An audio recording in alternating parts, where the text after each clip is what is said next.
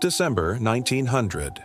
A supply ship arrives at the remote Flannan Isles lighthouse off the coast of Scotland. But something is terribly wrong. The lighthouse is silent. A meal sits untouched on the table. A chair is overturned. And the clock has stopped ticking. The three keepers have vanished, without a trace. Join us today as we look into the disappearance of the Flannan Isles lighthouse keepers. It's me. And now, Chapter 1 can begin. For centuries, the dangerous waters around the British Isles were treacherous for sailors, and ships would often find themselves dashed against the jagged rocks. To combat this, lighthouses were built all around the coast to warn ships of the looming danger. But even still, accidents happened. And in 1861, it was decided that something had to be done. A fourth lighthouse needed to be constructed, and so the Flannan Isles Lighthouse was born. It was built on the Isle of Rona in the Flannan Isles, a tiny archipelago off the northwest coast of Scotland. Measuring just over 4 square miles, the island was very remote, and the lighthouse was manned by a team of 3 men who lived there in isolation. The nearest mainland was over 20 miles away, making supplies and relief teams difficult to come by. And so these men became some of the most isolated people in Britain. James Ducat, Thomas Marshall, and Donald McCafferty were the first men assigned to the position.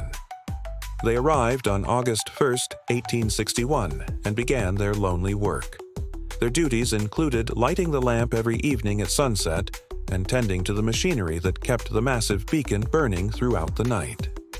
If they failed to light the lamp, it would be extinguished automatically at midnight. This meant that the lives of hundreds of sailors could quite literally be in their hands. In 1898, a new headkeeper named Joseph Mackay took over the post from James Ducat. He moved on to the island with his assistant, Thomas Marshall, and together they hired an additional 2 men to help them. Those men were Donald MacArthur and Donald McCafferty, and the 5 of them became the newest residents of the Flannan Isles. Life on the island was lonely and often boring. Storms would batter the cliffs and the wind would scream across the barren landscape.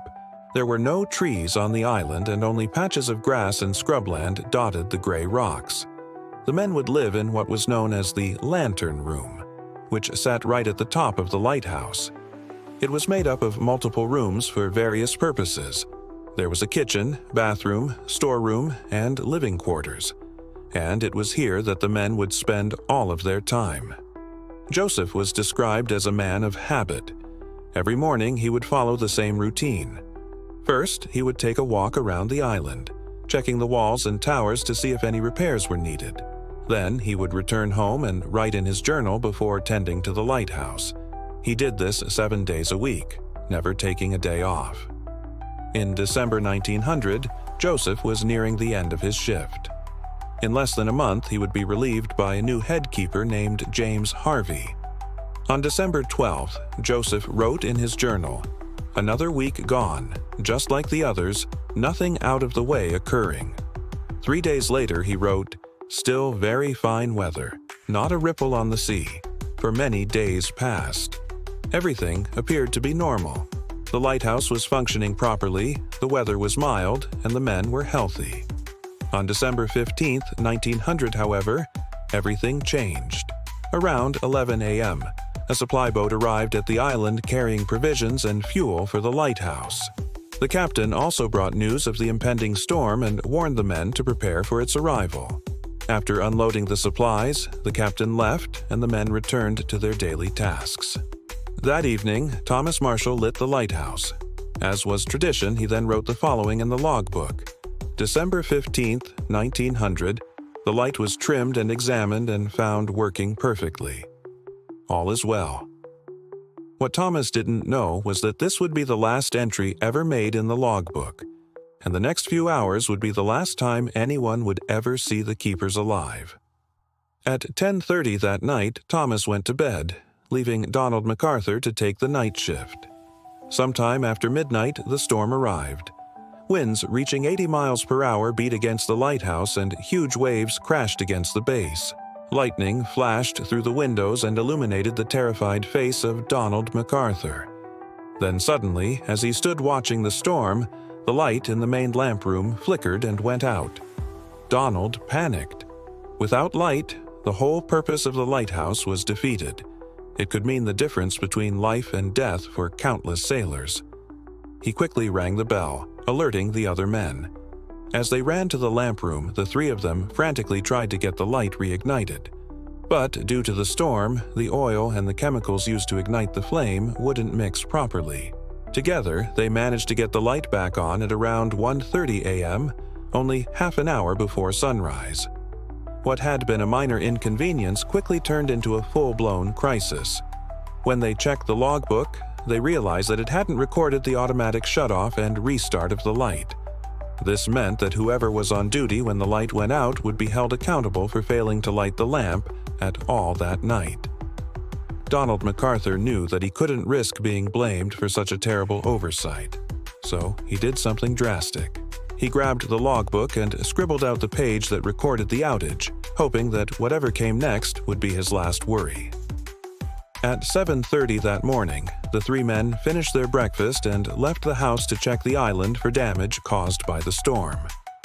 When they returned at around 10 a.m., they prepared another meal, ate, then went to bed. Around 1:30 p.m., a relief team arrived at the island to switch shifts with the men. As they approached the house, they noticed something odd.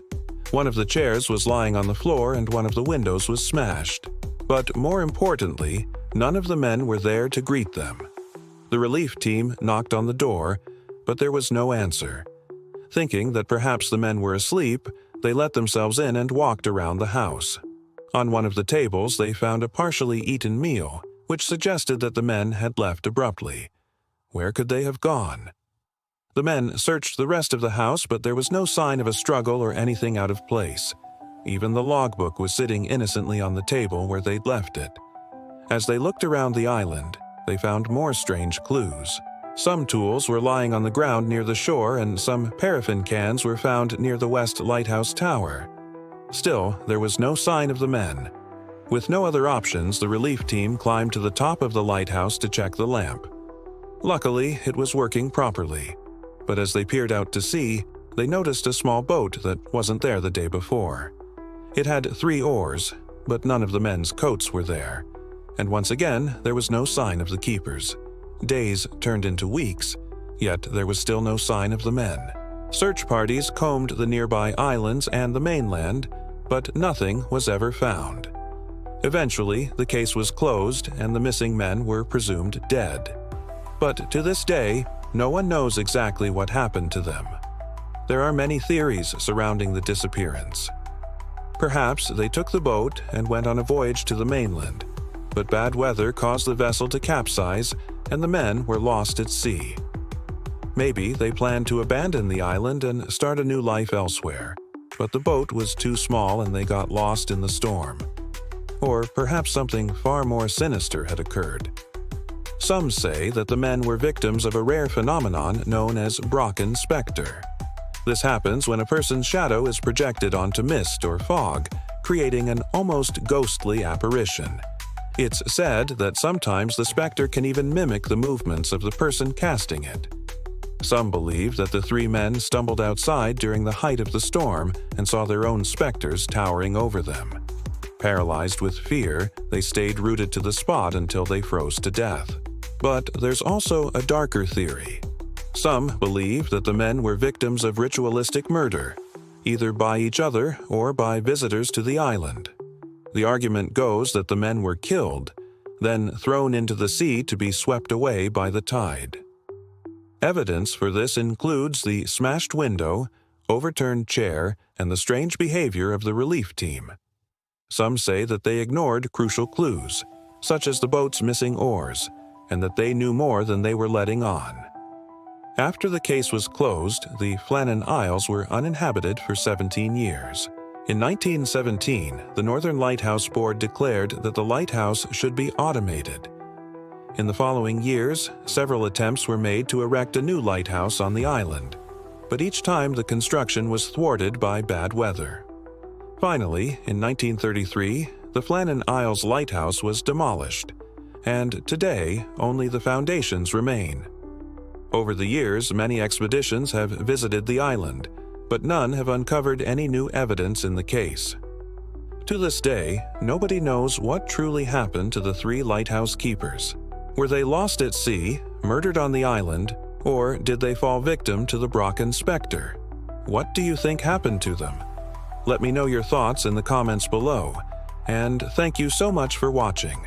I hope you enjoyed today's video. If you did, please consider liking, subscribing, and turning on notifications. And why not join us on our community platform to get early access to our videos, suggest future topics, and talk to me directly. Thanks again for watching, keep an eye out for more content, and I'll catch you soon.